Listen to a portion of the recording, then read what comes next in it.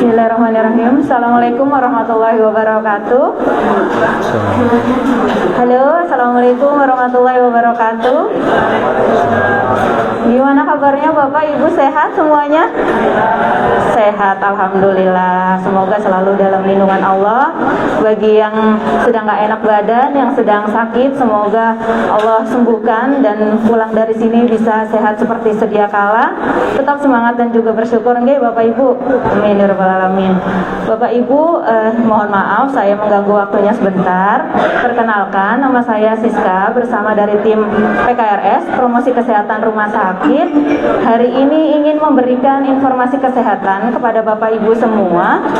Di mana kemarin hari Senin itu tanggal 28 Juli 2025 bertepatan dengan Hari Hepatitis Sedunia. Ya, mungkin sudah tidak asing bagi Bapak Ibu penyakit hepatitis. Ada yang tahu nggak Bapak Ibu, hepatitis itu penyakit yang menyerang organ apa nggih? Hati. Iya, betul Ibu, hati atau hepar ya. Jadi bukan penyakit hati yang iri, dengki, sombong gitu, bukan Bapak Ibu. Ya, jadi penyakit yang menyerang organ hati yang ada di dalam tubuh kita. Yang kita ketahui adalah hepatitis ini menular Bapak Ibu dan bisa menyebabkan kematian. Ada beberapa jenis, ada 5, hepatitis A, B, C, D, dan juga E. Nanti akan kita bahas lengkapnya. Dan kita tahu bahwa data yang ditemukan oleh dunia menyatakan bahwa kasus hepatitis itu menyerang 300 juta lebih jiwa. Jadi 300 juta ini diidap oleh banyak orang ya Bapak Ibu, dan menimbulkan kematian hingga 1 juta lebih tiap tahunnya. Angka yang luar biasa banyaknya.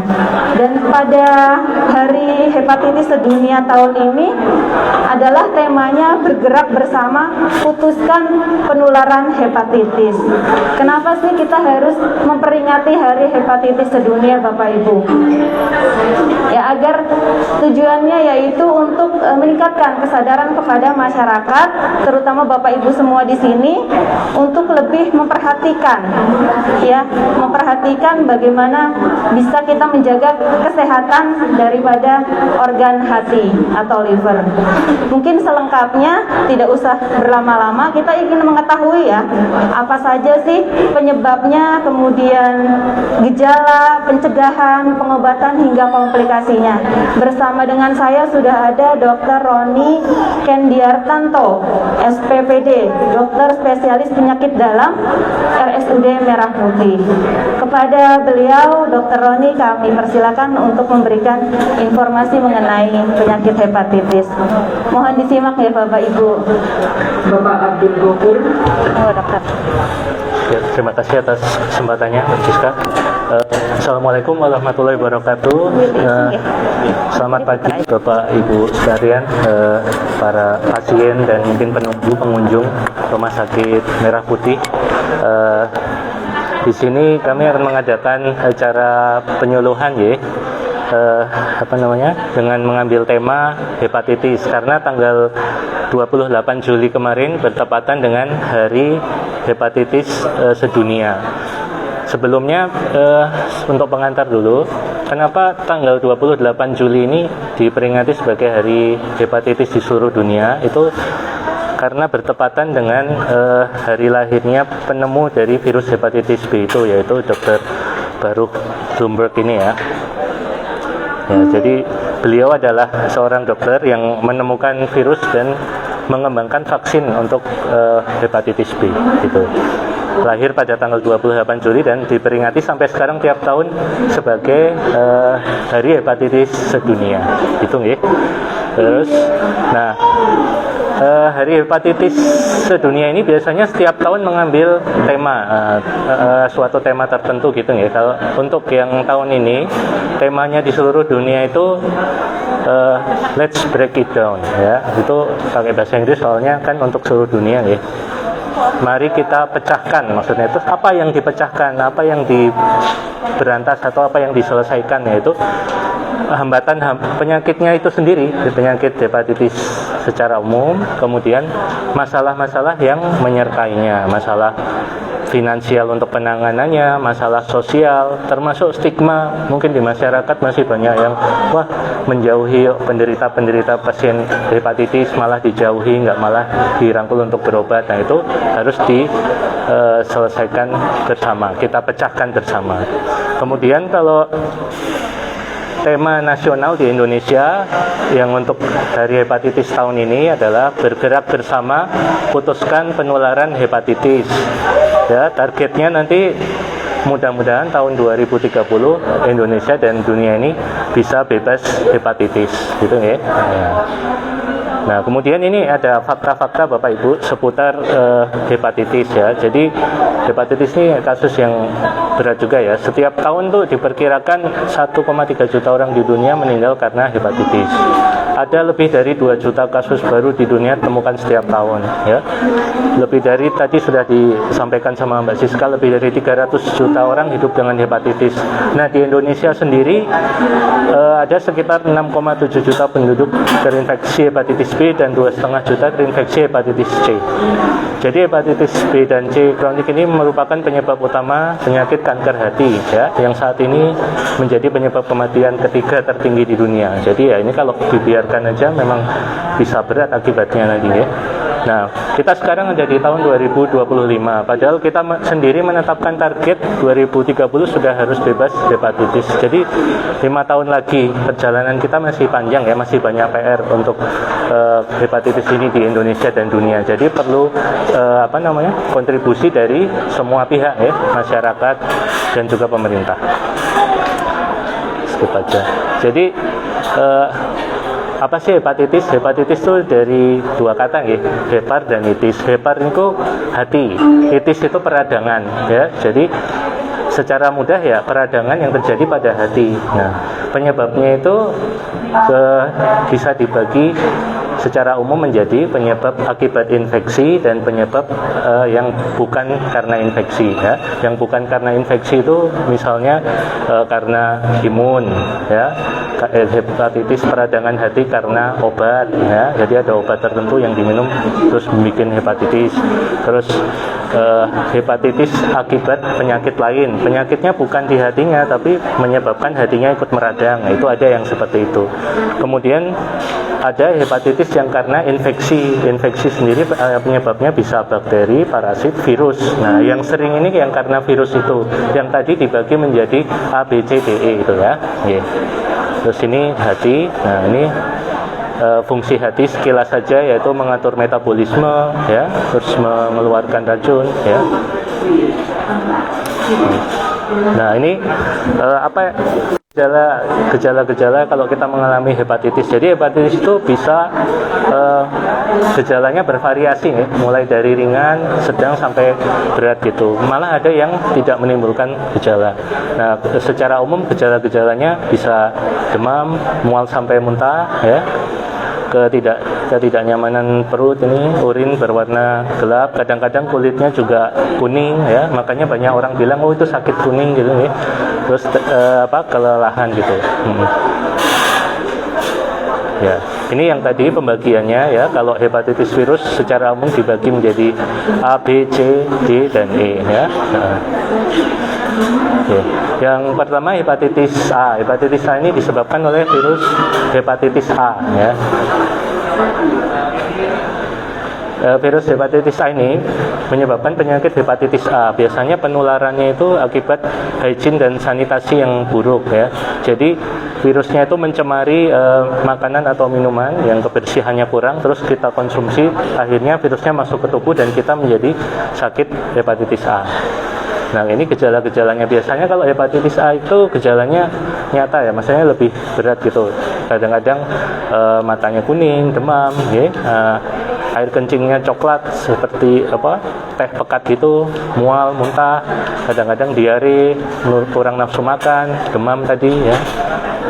Nah, kemudian untuk pemeriksaannya biasanya kita menggunakan marker virus IgM anti HAV namanya ya. Oke, Terus pengobatannya kalau hepatitis A bagaimana? Tidak ada pengobatan antivirus khusus ya, cukup pengobatan suportif. Jadi kalau nanti dirawat, kalau misalnya kondisinya berat sampai muntah, mual, nggak bisa makan ya, berat, lemas sekali ya, dirawat di rumah sakit dengan suportif aja, pemberian cairan, nutrisi ya. Simptomatik ini mengatasi keluhan, kalau demam ya dikasih obat demam, kalau muntah dikasih obat muntah. Tapi untuk hepatitis A tidak ada pengobatan antivirusnya ya. Nah, ini bagaimana kita mencegah supaya nggak tertular hepatitis A ya, karena dia menularannya lewat makanan dan minuman yang kurang bersih gitu. Kita harus memastikan kebersihan kita ya Bapak Ibu. Jadi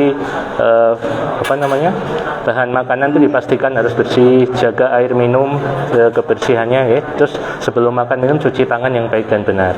Kemudian bisa juga diberikan vaksin untuk yang belum sakit, untuk sebagai pencegahan tertular. Atau kalau pas kena, kalau sudah diberi vaksin, penyakitnya tidak terlalu berat. Oke, kemudian yang berikutnya hepatitis B. Nah, hepatitis B ini disebabkan oleh virus hepatitis B. Nah, kalau hepatitis A tadi dia menyebabkan penyakit yang cepat gitu, nyata ya, demam terus kuning. Nanti dia self limiting, bisa sembuh sendiri dengan pengobatan suportif. Kalau hepatitis B ini dia ada risiko menjadi penyakit yang berkepanjangan. Nanti bisa menjadi penyakit liver kalau istilah umumnya gitu. Bisa jadi sirosis. Jadi awalnya terkena infeksi hepatitis B biasa, lama-lama nanti bisa mengganggu fungsi hati, terus menjadi penyakit sirosis atau yang kalau di masyarakat umum disebut penyakit liver. Nah, ini terjadi dalam jangka waktu yang panjang. Jadi awalnya kalau orang kena hepatitis B bisa aja tidak bergejala atau ada gejala ringan ya. Lama-lama dia bisa menyebabkan terjadinya penyakit sirosis ini, penyakit liver ini. Jadi orang kalau kena hepatitis B ada yang bisa sembuh sempurna, ada yang bisa berkepanjangan menjadi sakit liver ini, sirosis. Bahkan nanti lama-lama ada yang bisa berkembang menjadi kanker hati ya, gitu. Ya, terus untuk hepatitis B ini penularannya itu bisa secara horizontal ya, atau vertikal. Horizontal itu maksudnya dari pasien lain ke pasien yang lainnya lagi ya. Ini penularannya lewat darah, jadi bisa lewat kayak jarum ya, atau kalau orang misalnya pengguna narkoba, tukaran jarum, terkontaminasi darahnya orang lain, nah itu bisa menularkan virus hepatitis B ini. Atau dia bisa lewat transfusi, kalau darahnya orang yang ditransfusikan mengandung virus hepatitis B. Makanya sebelum transfusi dilakukan pemeriksaan screening dulu, supaya darah yang mau dikasihkan ke orang lain itu dipastikan dalam kondisi bersih, aman, bebas virus gitu ya. Terus bisa juga menular secara seksual ini. Kalau berhubungan seksual yang tidak aman, orangnya menderita hepatitis B bisa menularkan ke pasangannya gitu ya. Terus dia bisa juga ditularkan secara vertikal dari ibu ke anaknya selama hamil. Makanya sekarang kalau orang hamil, bapak ibu atau lagi hamil atau ada keluarganya, saudaranya yang hamil, itu program pemerintah dari awal harus segera dicek hepatitis B-nya juga supaya nggak menularkan ke bayinya gitu ya. Terus nah ini tadi hepatitis B ada resiko dari bisa menyebabkan penyakit liver, dari yang hatinya normal bagus gini lama-lama bisa jadi kayak gini. Nah kebanyakan orang itu baru tahu kalau dia menderita hepatitis B justru setelah menderita sakit liver yang ada muncul gejala-gejalanya seperti misalnya gejala sakit liver ya, matanya kuning, perutnya membengkak gitu kan. Terus setelah periksa ke dokter dikasih tahu, oh ini sakit liver bu, ada muntah darah juga. Nah ternyata penyebabnya hepatitis B gitu. Jadi kebanyakan orang yang tahu hepatitis B justru tahunya pas dia itu malah lagi karena tidak ada gejalanya ya kadang-kadang. Jadi pas lagi mau transfusi diperiksa, oh ini bapak darahnya ada hepatitis B-nya gitu. Padahal nggak ada gejala apa-apa. Tapi dia beresiko berapa tahun ke depan bisa berkembang menjadi penyakit liver ya. Ini. Nah, untuk pemeriksaannya ya mungkin sudah banyak yang tahu ya, ada pemeriksaan marker virus. Yang paling umum HBsAg, kemudian ada marker virus yang lain. Nah, untuk pencegahannya ya sesuai dengan penularannya tadi. Kalau tidak boleh menggunakan jarum untuk berganti-gantian ya. Kemudian kalau di rumah sakit prosedur yang menggunakan suntikan, transfusi itu harus dipastikan dikerjakan dengan aman ya. Terus hubungan seksual harus dipastikan juga aman ya. Terus kalau hepatitis B juga ada pencegahan dengan vaksin. Ya, vaksin ini diberikan untuk orang yang belum sakit hepatitis B. Kalau sudah sakit hepatitis B ya tidak diberikan vaksin ya. Nah ini nanti kalau sudah sakit Bapak Ibu bisa konsul ke dokter dan diberikan pengobatan. Nah hepatitis C ini juga penularannya mirip dengan hepatitis B tadi, lewat darah dan hubungan seksual. Ya. Transmisinya juga hampir sama, ada yang horizontal dan vertikal, dan dia juga beresiko ke depan untuk berkembang menjadi penyakit liver dan kanker hati. Dan hampir sama juga umumnya dia ini tanpa gejala. Jadi kalau nggak dites ya biasanya orang nggak tahu kalau dia ada hepatitis C-nya, gitu ya. Nah ini hepatitis C juga bisa beresiko berkembang menjadi kanker hati, gitu. Nah pemeriksaannya dengan pengambilan darah juga sama. Kalau hepatitis C yang dicek anti HCV dan HCV-RNA. Ya, ini kabar baiknya kalau untuk hepatitis C sekarang angka kesembuhannya tinggi karena sudah ada obatnya ya, obat yang antivirusnya itu angka kesembuhannya cukup tinggi. Gitu. Ya, ini sekilas saja. Kalau hepatitis D itu dia istilahnya numpang ke hepatitis B ya. Jadi dia kalau nggak ada hepatitis B-nya, hepatitis D nggak bisa hidup di tubuh kita. Nah, kalau untuk hepatitis E itu mirip dengan hepatitis A. Penularannya sama-sama lewat makanan dan minuman yang terkontaminasi. Gitu. Nah, ini rangkuman yang tadi ya, Bapak Ibu.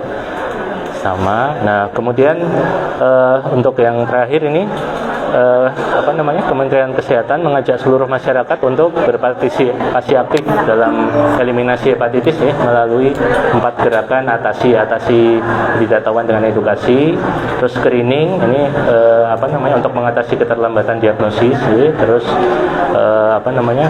memperluas layanan gratis dan mengatasi stigma dengan empati dan solidaritas.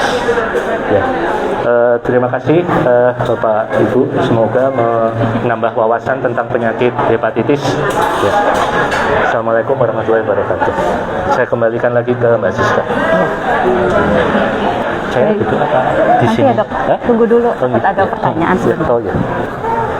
Baik, itu tadi informasi yang sangat lengkap ya dari Dr. Roni. Mungkin bisa kita simpulkan bahwa untuk hepatitis A dan juga hepatitis E itu disebabkan karena adanya hygiene sanitasi yang tidak bersih ya dok ya. Kemudian berasal juga dari kontaminasi makanan dan juga minuman. Jadi kita perlu menerapkan PHBS Bapak Ibu, perilaku hidup bersih dan sehat. Mungkin di sini ada Bapak Ibu yang ingin bertanya kepada Dr. Roni. Sekedar menginformasikan ya, kalau misalnya Bapak Ibu ingin konsultasi ataupun ingin memeriksakan diri ke spesialis penyakit dalam, Dr. Roni ini praktek setiap hari Selasa dan Kamis pada jam 14 sampai dengan jam 17. Untuk hari Jumat pagi ya dok, jam 8 sampai dengan selesai. Gitu. Bapak Ibu ada yang mau ditanyakan? Kalau nggak ada, kita yang tanya. Dokter, karena kita ada souvenir ya dok ya, mungkin dokter bisa kasih ada dua souvenir. Nanti pertanyaannya yang gampang aja. Oh, pertanyaannya sebelah belum siapin nih. Penyebab hepatitis karena apa, virus, bakteri atau apa? Itu satu. Yang kedua apa ya? Ada berapa jenis hepatitis gitu aja kali dok ya? Nah ini katanya ada kuis ya Mbak ya? Iya. Hadiahnya apa? Hadiahnya ada souvenir dari RSUD Merah Putih. Saya kira umroh gratis. Umroh gratis, saya juga mau dok. Gitu. Mungkin ada sedikit pertanyaan ini. Dari jenis virus hepatitis yang tadi itu bisa dijelaskan bagaimana transmisinya, yang mana yang ditularkan lewat darah, yang mana yang ditularkan lewat makanan dan minuman. Ada yang tahu nggak Bapak Ibu? Aku nggak tahu nih. Nggak ada yang tahu. Yang tahu nggak? Atau yang apa? Yang ditularkan lewat makanan dan minuman aja virus hepatitis yang mana? Disebutin satu aja. Yang hygiene. Mau jawab mungkin Mbak Bu? Lagi soalnya nunggu obat ya, jadi nggak fokus. Nah. Iya. Oh, itu mau jawab. Oh ya. Boleh. Ininya. Dengan Mbak siapa? Kalau salah -1, dari- kalau benar +3. Iya, dari mana? Salaman. Jawabannya? Hepatitis A. Hepatitis A, Dok. Oh ya, benar. Betul. Dapat apa ini, Mbak? Iya, nanti Dok. Ya, Satu nanti lagi. hadiahnya bisa Ya, diambil ke Mbak Siska. nanti kita serahkan. Satu lagi, Dok. Nah, terus kalau yang ditularkan lewat darah, bisa lewat jarum suntik, transfusi. Nah, itu hepatitis apa? Sebutin Hepatitis. satu aja. Hepatitis jenis apa, Bapak Nah, Ibu? itu masnya itu. Nanti. Iya, siapa tadi? Hepatitis B. Dengan Mas siapa? Mas Widianto. Dari? Oh ya, monggo Mas Widianto sama Mbak Lela bisa Ya, maju. betul. Nanti dokter yang menyerahkan, Dok. Oh ya. Oh iya, nanti tak bahas ya. Nah, ini. Ntar aja, Dok. Iya. Monggo dokter, satu-satu. Nanti kita foto bersama. Oh ya. Ini gini. Iya. Oke. Sudah. Oh iya. Nanti dulu ya, Mbak, kita foto bersama dulu. Ini Mas, malah dikasih coklat nih. Iya. Sini Mbak, foto Mbak. iya. Bareng Mbak. Kita foto dulu. Iya, foto dulu. Monggo. Biar viral.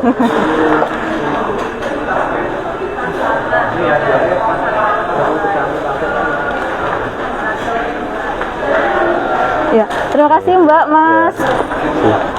Boleh beri tepuk tangannya. Oh ya, dokter masih ada pertanyaan. Apa? Oh. Dokter, ini ada pertanyaan dari live Instagram.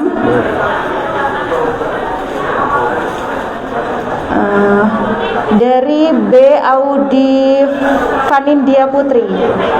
Dok, hepatitis ini bisa menyebabkan gagal jantung nggak?